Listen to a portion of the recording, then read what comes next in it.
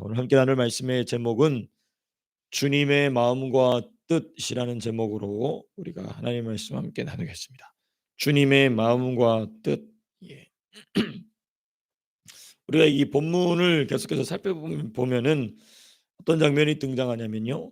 우리 주 예수님의 고난 당하심과 죽으심이 가까울수록 예수님의 뜻과 예수님의 마음을 모르는 사람들에 대한 기록이 점점 많아집니다. 주님이 고난 받으시고 주님이 이제 십자가로 죽으셔야 될 순간이 다가오면 다가올수록 점점 어떤 사람들이 등장하느냐? 주님의 마음과 뜻을 모를 뿐만 아니라 오히려 주님의 마음과 뜻을 거절하는 이들에 대한 기록이 잦아집니다. 오늘 본문도 그렇습니다. 그래서 우리는 여기서 뭘 발견하게 되냐면 이와 같이 우리의 신앙도요. 예수를 믿는 것이 조금 진지해지게 되면 우리는 자연스럽게 성령의 인도하심을 따라 어디로 인도함 받게 되냐면 예수님의 고난에 참여하고 예수님의 죽음에 참여하는 방향으로 우리를 성령이 이끌어 가십니다. 자, 그럼 여기서 무슨 현상이 나타나면 이 복음서에 기록된 현상이 우리에게도 드러납니다. 뭐냐? 주님의 뜻과 마음을 모르는 상태, 주님의 뜻과 마음을 거절하는 상태가 드러나게 됩니다.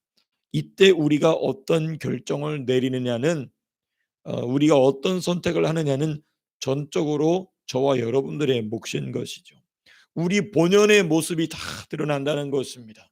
주님의 예수를 믿는 것 자체는 좋은데 예수 그리스도의 고난에 연합하고 예수 그리스도의 죽음에 연합하는 것은 싫은 겁니다.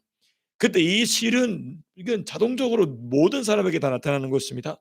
이때 나는 어떤 결정을 내릴 것인가? 이게 바로 이때에 우리로 하여금 성령이 제시하시는 가장 결정적인 모습이 뭐냐? 주 발 앞에 엎드려입니다. 우리가 며칠 전에 말씀드린 주 발 앞에 엎드려 바로 그 말이 그 말씀인 것입니다. 그러므로 저 여러분들이 성령의 인도하심을 따라 고난과 연합하고 죽음과 연합하는 그 인도하심을 받는다면 주발 앞에 납작 엎드리셔서 승리하게 되시기를 축복합니다. 그래야 주님의 마음과 뜻으로 승리하는 자들이 된다는 것이죠. 자, 근데 오늘 본문은 안타깝게도 단 한 명도 주님의 마음을 주님의 뜻을 이해하는 사람, 받아들인 사람이 등장하지 않습니다. 오늘 본문은 전부 주님의 마음과 뜻을 이해하지 못하고 거절하는 자들에 대한 내용이 쭉 기록이 되어 있습니다. 자, 먼저 우리 51절에서부터 56절을 보시게 되면은 우리 예수님을 거절한 사마리아 사람들에 대한 모습이 기록되어 있습니다. 자, 먼저 우리가 51절부터 차분히 좀 보시게 되시면 51절 이런 말씀이 있습니다.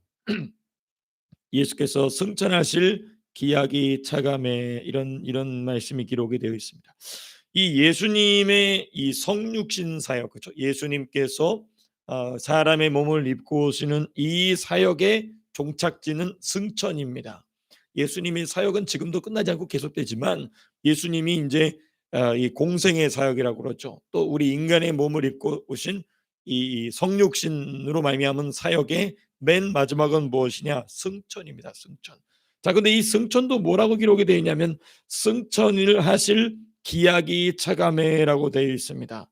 그러니까 승천도 역시 약속을 따라 승천한다는 것입니다. 어떤 약속? 구약에 기록된 말씀을 따라서인 것이죠. 그러니까 예수님의 탄생, 고난, 죽음, 부활, 승천은 모두 기약대로 기록된 약속대로 하나님의 말씀대로 이루어지는 것입니다. 자, 근데 우리는 여기서 중요한 부분 한 가지 짚고 넘어가야 됩니다. 무엇이냐? 승천은 무엇을 전제로 하고 있느냐? 부활을 전제로 하고 있습니다. 부활 없이는 승천이 없다. 자, 그럼 우리 또 뭘 생각하게 되냐면 부활은 무엇을 전제로 하느냐? 당연히 죽음을 전제로 합니다. 십자가의 죽음을 전제로 합니다. 그리고 십자가의 죽음은 무엇을 전제로 하느냐? 고난을 전제로 하는 것입니다. 그러므로 우리 예수 믿는 사람은 기약대로 승천의 권능을 받기 위해서는 어디부터 출발해야 되느냐? 당연히 탄생과 연합뿐만 아니라 고난과의 연합 가운데에 들어가야 된다는 것이죠. 근데 오늘 본문은 그 고난과의 연합에 철저하게 실패하는 사람들의 모습이 기록이 되어 있습니다. 그래서 52절과 53절을 보시면 예루살렘에 들어가기 전에 사마리아를 방문하고자 하신 이유가 있습니다. 사자들을 앞서 보내심에 그들이 가서 예수를 위하여 준비하려고, 예수님이 이제 그 북쪽에서 갈릴리 지역에서 이제 남쪽으로 쭉 내려오시는 길인데, 이 남쪽으로 바로 직진해서 내려오면 사마리아를 관통해서 유대로 내려갑니다. 근데 보통 유대인들은 사마리아 땅을 더럽게 여기기 때문에 이렇게 안 내려오고 이렇게 돌아갑니다. 이렇게 돌아가는 길목에 있는 지역을 우리가 베레아라고 그러죠. 베레아를 관통해서 내려가죠. 유대인들은 사마리아 땅을 밟고 싶지 않아서. 근데 우리 주님은 의도적으로 유대인들의 관습과 달리 이 사마리아를 관통하여 내려가고자 하셨어요. 왜 그러셨을까? 우리 여기는 이제 다방면의 이유가 있을 수 있겠지만, 핵심적인 이유는 뭐냐? 우리 주님이 이제 예루살렘으로 가시면 다시 사마리아로 가실 일이 없어집니다. 예수님이 공생의 사역을 마치실 이 마지막 순간은 전부 예루살렘에서 일어나기 때문에 더 이상 사마리아를 가실 일이 없어지게 됩니다. 그러니까 사마리아에게 있어서는 이게 마지막 기회였던 겁니다. 육신을 입고 오신 예수님을 만나고 섬기고 모실 마지막 기회를 주님이 그들에게 주셨던 것이죠. 이게 주님의 마음이고 주님의 뜻이었습니다. 유대인들에 의하여서 짐승 취급을 받고 더러운 개 취급을 받던 이 사마리아도 주님의 마음을 따라 언젠가는 반드시 회복되어야 될 이스라엘의 일부인데, 이 사마리아가 그것을 거절하게 되죠. 거절하게 됩니다. 참 이게 유대인과 사마리아인이 얼마나 심각한 갈등 관계에 있었느냐. 유대인이 사마리아인을 싫어하는 것처럼 사마리아인들도 유대인들을 몹시 싫어했습니다. 아주 뭐 혐오를 넘어서 서로 틈만 나면 이 소국지적 이 싸움이 일어날 정도로 굉장히 이 갈등 관계에 있었다는 것이죠. 곧 사마리아를 향한 예수님의 마음을 사마리아인들이 알지 못했다는 것입니다. 자, 그런데 우리는 이 주님의 마음을 관통하여서 주님의 뜻과 주님의 마음을 관통하였던 한 사람을 우리는 너무나 잘 알고 있습니다. 그 사람이 누구냐? 바로 사도 바울입니다. 사도 바울은요, 우리가 이제 로마서 8장 공부가 시작되지 않았습니까? 이제 로마서 8장이 끝나고 나서 이제 9장, 10장, 11장을 되면은 자기 민족을 향한 말할 수 없는 근심과 그 안타까움에 대한 이야기를 할 때 사도 바울은 유대인이라고 말하지 않습니다. 전부 무슨 단어를 쓰냐면 이스라엘이라는 단어를 써요. 아주 의도적으로 그 단어를 사용합니다.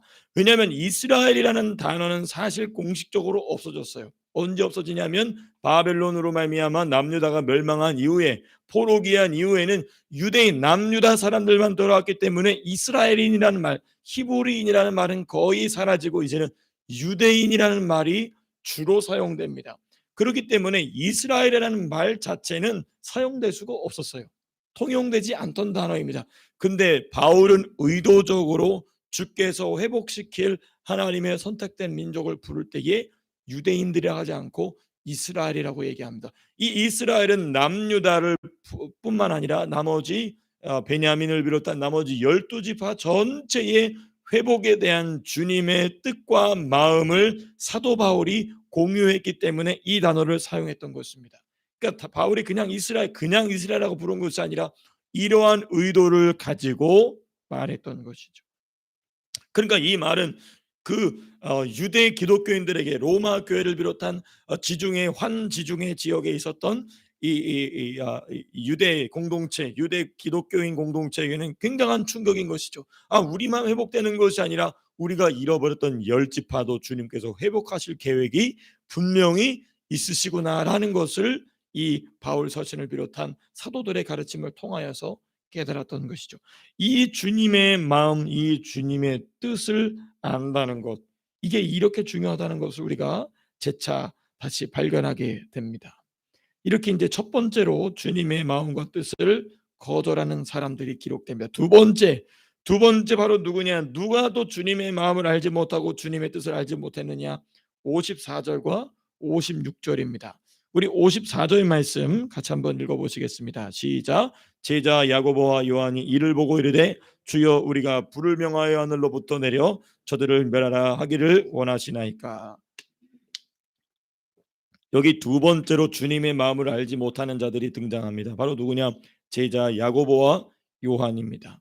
이 야고보와 요한은 베드로와 더불어서 제자들 중에 제자들로서 하나님께서 세우신 제자들이었어요. 그런데 주님의 마음을 전혀 공감을 못하죠. 그러니까 55절에 주님이 어떻게 하십니까? 예수께서 돌아보시며 꾸짖으셨다라고 했어요. 꾸짖으셨다. 예. 사마리아의 거절에 대한 분노를 지금 이 야고보와 요한이 표출하죠. 예. 사마리아를 미워하는 마음, 그렇죠? 사마리아가 자신들을 거절했다라는 이 마음으로 말미암은 분노를 막 표출했어요. 이 분노는 우리 주님이 꾸짖으시는 분노였다. 이거는 성령이 밀어내시는 분노가 아니요 야고보와 요한 자체로부터 나오는 자에서 나오는 분노일 뿐만 아니라 사마리아와 유대인들, 사마리아 사람들과 유대 사람들이 수백 년 동안 갈등을 부추겨 온 마귀가 만들어낸 분노인 것입니다. 주님의 마음을 조금도 공유하지 못했기 때문에 나오게 되는 분노이죠. 사마리아가 예수님의 마음과 뜻을 몰랐던 것처럼 야고보와 요한도 다를 바가 없었다는 것입니다. 이게 참 우리로 하여금 큰 경고의 말씀 또 충격의 말씀이 되는 것입니다. 이게 바로 주님이 주님의 마음을 공유하지 못했을 때에 나타나는 현상, 우리의 감정, 우리의 인간적 판단을 조절할 수 없게 된다는 것입니다. 주님의 마음과 뜻을 모를 때에, 주님의 마음과 뜻을 공유하지 못했을 때 이런 일이 발생하게 된다는 것입니다. 자, 그래서 57절에서부터 62절까지는요. 세 번 주님의 마음을 공유하지, 주님의 마음과 뜻을 알지 못하는 사람들에 관한 말씀이 세 번 반복이 됩니다. 그래서 이 세 번 반복이 되면서 주님의 마음, 주님의 뜻을 모를 때에 나타나는 현상이 무엇인가를 57절에서부터 62절까지 보다 더 자세하게 누가는 기록하고 있습니다. 다 주님이 하신 말씀을 가지고 이렇게 자세하게 이야기하죠. 자, 먼저 이 57절에서부터 58절 보시게 되면 57절에 이런 말씀이 있습니다. 길 가실 때에 어떤 사람이 여짜오되 어디로 가시든지 나는 따르리이다. 자, 근데 이 말씀에 대한 주님의 말씀이 참 놀랍습니다. 그래 고마워라고 말씀하시는 게 아니고 58절 우리 같이 한번 읽어보겠습니다. 시작. 예수께서 이르시되 여우도 굴이 있고 공중에 새도 집이 있으되 인자는 머리 둘 곳이 없도다 하시고, 아니 갑자기 주님의 생뚱맞는 말씀을 하세요.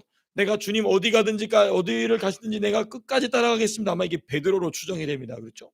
모든 사람이 다 버릴지라도 나는 주님을 버리지 않겠습니다라는 말을, 우리가 이런 말을 아마 베드로가 아니었을까 우리는 좀 추측하게 됩니다. 근데 어찌 되었든지 간에 이 말씀에 대해서 주님이 뭐라고 말씀하시느냐, 내가 머리 둘 곳이 없다라고 말씀하세요. 이 말이 뭐냐, 여호와 새들이 사람들의 마음을 가득 채우고 있으므로 정작 예수님을 마음에 모셔드리지 않는 사람들에 대한 말씀을 주님이 비유적으로 말씀하신 것입니다.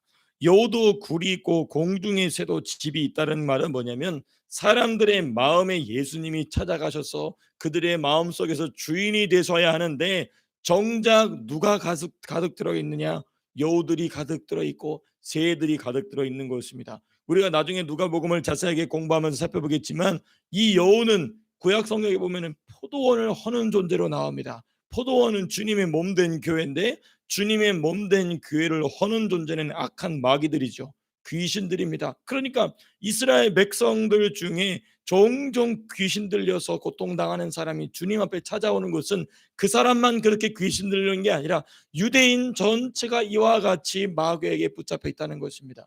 그 이스라엘을 구원하시고 유대인들을 구원하실 메시아가 오셨는데 그 메시아에게 내어드릴 마음의 공간이 없다는 것입니다. 근데 이 말을 왜 주님이 내가 주님을 끝까지 따라가겠습니다라고 말한 사람 면전에 대고 주님이 이 말씀을 하셨느냐, 이 말씀을 말하는 사람 마음도 이렇다는 것입니다. 이 말을 하고 있는 너도 지금 너의 마음속에 여호와 새들이 차 있다라고 주님이 말씀하고 계신 것입니다. 그러니까 우리가 이 주님의 마음과 뜻을 모르게 되면 이 들에 다니는 여우들과 공중의 새들이 나의 마음과 뜻을 채우고 주장하게 됩니다. 그래서 어디로 가시든지 나는 따르겠습니다라는 고백은 진심으로 할 수 있어요. 진심으로 할 수 있습니다. 그러나 우리가 제가 서론에 말씀드린 것처럼 조금만 상황이 바뀌면, 이해관계에서 손해가 나면, 또는 이성과 감정에 거부감이 생기면, 또는 자존심이 상하면 고백과는 전혀 상관없는 태도가 밀려 나오게 된다는 것이죠. 이게 바로 뭐냐, 예수님의 마음과 뜻을 알지 못하기 때문에 이러한 현상이 밀려 나온다는 것입니다. 그래서 그 마음과 그 생각은 네 속에 있는 여우가 밀어내는 것이요 네 속에 있는 새들이 밀어내는 것이다라고 주님이 지금 말씀하고 계시는 것입니다. 그래서 58절 마지막에 인자는 머리 둘 곳이 없도다 하시고, 그러니까 참 여기 또 어떤 비밀이 있느냐, 주님은 우리 마음에 오셔서 머리를 두시고 쉬시는 분이시다. 우리 안에서 쉬시고 우리 안에서 거하시는 분이시다는 것을 또 함께 발견하게 됩니다. 그러므로 우리가 주님의 마음과 뜻을 안다는 것은 주님께서 내 안에 거하시게 하는, 반대로 내 안에 거하고 있는 또 다른 모든 악한 존재들을 밀어내는 아주 중요한 힘이 된다는 것입니다. 주님의 마음과 뜻. 더 중요한 것은요, 우리 각자가 주님의 마음으로 충만하게 될 뿐만 아니라 저와 여러분들이 입술을 열어서 무슨 말을 할 때마다 주님의 마음과 뜻이 흘러나와서 이 말을 듣는 사람들 속에 있는 여호와 새들을 몰아낼 수 있게 되기를 축복합니다. 이게 주님이 저와 여러분들에게 바라시는 너무나도 값지고 멋진 모습인 것이죠. 자, 두 번째, 우리가 주님의 마음과 뜻을 알지 못하게 되면 나타나는 또 다른 현상이 무엇인가? 59절에 이런 말씀이 있습니다. 예수님께서 어떤 사람에게 이런 말씀하셨어요. 나를 따르라 말씀하시니까 이 사람이 뭐라고 얘기하느냐, 먼저 가서 내 아버지를 장사하게 허락하옵소서라고 이야기합니다. 그러자 주님 뭐라고 말씀하시냐면, 죽은 자들로 자기의 죽은 자들을 장사하게 하고, 아주 의미심장한 말씀을 하십니다. 자, 근데 우리가 이 부분에 대한 해설은 우리가 나중에 좀 살펴보도록 하고요. 이 주님의 의도를 좀 살펴봐야 됩니다. 예수님은 이 사람의 아버지가 죽은 것을 아셨을까요? 모르셨을까요? 아신 거예요. 아시고 일부러 얘기하신 겁니다. 모르고 얘기하신 게 아닙니다. 이 말씀은 뭐냐? 이 사람의 아버지가 죽은 것을 예수님이 알고 말씀하셨다는 것은 장례식을 해서는 된다 안 된다 이 얘기를 지금 하고 계신 게 아닌 겁니다. 무엇인가 더 깊은 의도가 있는 것이죠. 장례식을 해야 되냐 말아야 되느냐가 아닌, 예수님의 마음을 알고 예수님의 뜻을 알고 행할 때에 각오가 어떠해야 되느냐에 대한 얘기를 하고 계신 것입니다. 그러니까 이 사람에게 있어서는 자기의 아버지의 장례식도 뒤로 해야 될 정도의 각오가 너에게 있느냐, 그 말인 것입니다. 그럼 이 각오는 무엇으로부터 나오느냐? 주님의 마음과 뜻을 알아야 이 각오가 나옵니다. 주님의 마음과 뜻을 모르면 이 각오는 절대 나올 수가 없죠. 이 주님의 마음과 뜻을 온전히 공유했던 그 제자들, 사도행전에 성령이 강림하신 이후죠. 성령이 강림하신 이후에 주님의 뜻이 온전히 공유가 되자마자 자기의 목숨도 내려놓을 정도로 뛰쳐나가게 되죠. 주님을, 주의 복음을, 여기 보면 너는 가서 하나님 나라를 전파라는 이 말씀에 수종들게 되는 것이죠. 그래서 주님이 우리의 상황을 알고도 말씀하실 때가 있어요. 우리의 상황을 알고도 말씀하실 때가 있습니다. 그때에 주님의 마음과 뜻을 아는 자가 되자. 참 중요합니다. 참 중요합니다. 예, 너무너무나 중요해요. 우리가 주님의 마음과 뜻을 아는 자가 되자. 제가 이 얘기를 할까 말까 지금 하고 얘기하고 있는데 예, 하는 게 좋겠죠? 네. 우리 민준이에 대한 얘기입니다. 민준이인데, 민준이가 요즘에 이제 일을 찾으려고 열심히 애쓰다가 아주 좋은 직장을 찾게 됐어요. 이제 수영 강사가 되는 건데, 이 노웨스트에서. 근데 이제 이 수영 강사가 되려면 토요일 주일 딱 한 번씩 빠져가지고 이제 거기서 뭔가 트레이닝을 받아야 된다는 거예요. 그래서 너무 좋은 잡이에요. 그거 이제 수영 강사가 되면 그 건물 전체 피트니스 센터를 다 공짜로 사용할 수 있고, 이제 강사가 돼서 돈도 벌게 이런 겁니다. 또 이 경험도 되고. 근데 이제 저한테 전화가 왔어요. 그래서 목사님, 그 주일에 가도 되냐고 전화가 왔어요. 그래서 제가 이제 마침 제가 그때 예, 밤이었는데 밤에 기도하는데 민준이 위해서 기도하고 있었거든요, 마침. 근데 딱 전화가 온 거예요. 그래서 벌써 이제 민준이 마음은 거기 가 있는 거예요, 이제. 그래서 벌써 갔어 이제. 딱 하루만 가면 하루만 빠지면 된다는 거예요. 그래서 제가 안 된다고. 안 된다, 안 된다. 그러면 안 된다. 그리고 나는 너가 주의를 지켜도 되고 안 지켜도 되고에 대한 권한을 하나님이 나에게 주시지 않으셨다. 나는 이제 뭐가 옳은지에 대한 가이던스만 줄 뿐이다. 그러니까 마음이 깊이 이제 실망하는 거예요. 이제 실망한 거예요. 근데 이제 또 목사님 말씀이니까 순종. 착해요. 예? 너만 목사냐? 에이 들어 이럴 수 있는데 순종해. 너무 착합니다. 그런데요, 하나님이 그 일을 할 수 있는 다른 길을 숨겨 놓으신 거였어요. 하루 찾아보니까 토요일주일 하지 않아도 되는 방법이 있었더라고요.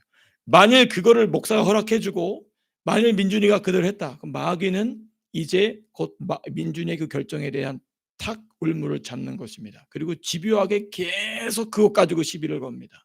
근데 민준이가 뭐 본인이 원튼 원치 않든 목사가 안 된다고 얘기하니까 어쨌든 억지로라도 주님의 마음과 뜻을 공유한 겁니다. 주님의 마음과 뜻을 공유하면 이런 일이 일어나게 된다, 이런 승리가 일어나게 된다는 것을 배우는 아주 중요한 경험이었죠. 이제 어른이 되는 첫 걸음부터 마귀는 그 시험을 탁 가지고 찾아오는 것입니다. 너는 주님의 뜻과 마음을 공유할 수 있느냐에 대한 시험이 탁 찾아오는 것이죠. 이때 우리가 무엇을 선택할 것인가? 단순히 우리 어린 민준이뿐만 아니라 우리의 인생 자체가 항상 그렇죠. 어느 순간에 탁 찾아옵니다. 주님의 마음 같아서 주님이 알고도 이런 일을 일으키신다는 거예요. 주님이 민준이의 상황을 알고도 이런 일을 일으키신다는 것이죠. 그때에 너는 주님의 뜻과 마음을 공유할 수 있느냐 물어보신다는 것입니다. 이러한 결정 앞에서 저와 여러분들이 주님의 뜻과 마음을 선택하는 귀한 결정을 내리실 수 있게 되기를 축복합니다. 우리 아이들까지 전부 다 그렇게 되기를 저는 간절한 마음으로 기도하고 있습니다. 마지막 세 번째입니다. 우리 61절에서부터 62절까지 61절에서부터 62절까지 보시게 되면은 세 번째 사람이 등장합니다. 이 사람이 이 61절에 이렇게 얘기합니다. 또 다른 사람이 이르되 주여 내가 주를 따르겠나이다마는 나로 먼저 내 가족과 작별하게 허락하소서라고 말씀을 예수님께 드렸어요.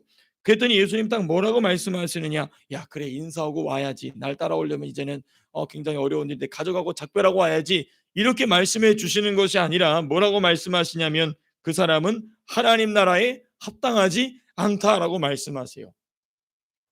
예수님 좀 냉정하게 말씀하셨어요. 그렇죠? 이 정도 결단하면은 훌륭한 결단인데 가족들하고 내가 작별 인사하고 오겠다. 이제는 작별이라는 게 뭡니까? 다시 보지 않을 각오로 주님 따라가겠다는 얘기 아닙니까? 근데 주님이 그 면전에 내놓고 너는 하나님 나라에 합당하지 않다. 이런 말씀을 하셨다는 것이죠. 왜 그러셨을까?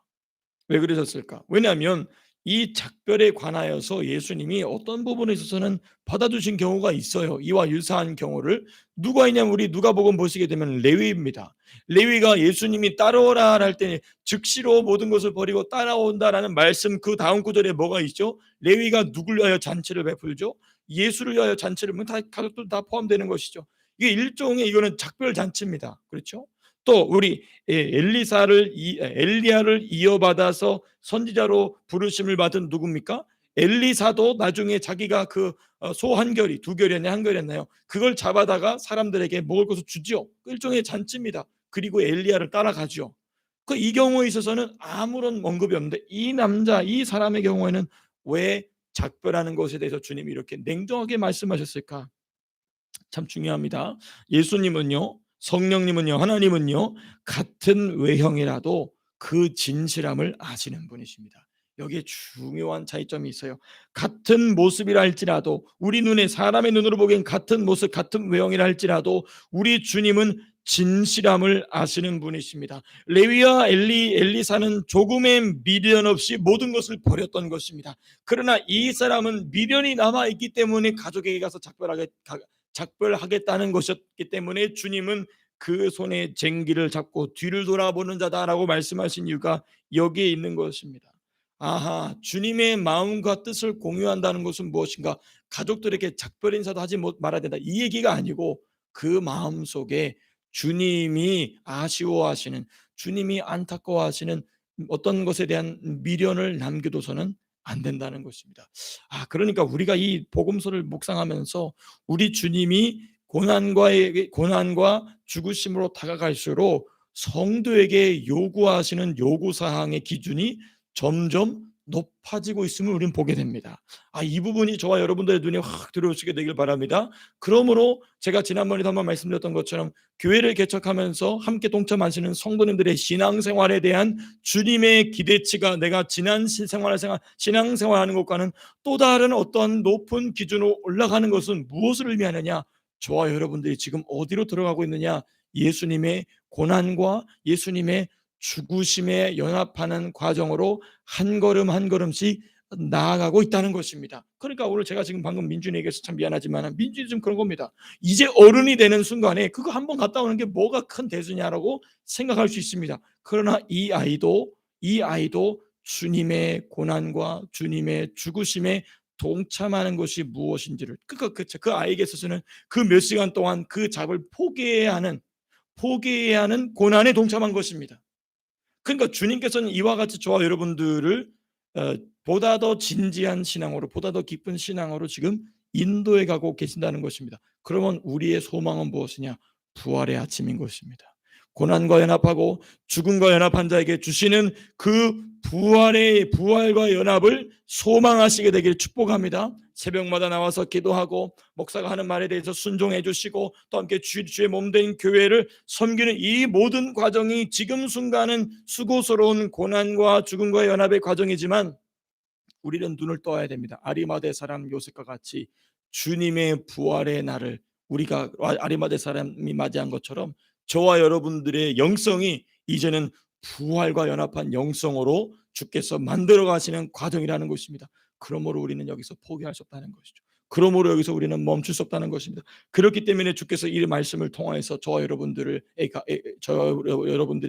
용기를 주시는 것입니다. 할 수 있다라고 주님이 말씀하시는 것입니다. 그래서 주님의 마음과 뜻을 온전히 공유하여서 부활과 연합하고 승천과 연합하는 저와 여러분들의 승리하는 신앙생활 될 수 있기를 주님의 이름으로 축복합니다. 자, 기도하고 마치겠습니다.